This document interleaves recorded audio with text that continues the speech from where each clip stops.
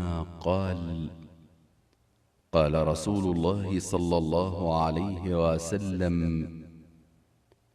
إذا أتيت مضجعك فتوضأ وضوءك للصلاة، ثم اضطجع على شقك الأيمن وقل: اللهم أسلمت نفسي إليك، ووجهت وجهي إليك، وفوضت أمري إليك، وألجأت ظهري إليك، رغبة ورهبة إليك، لا ملجأ ولا منجى منك إلا إليك.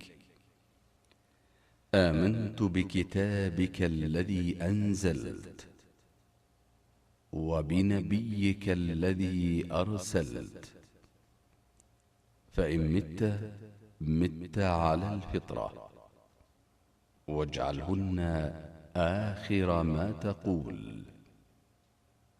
متفق عليه.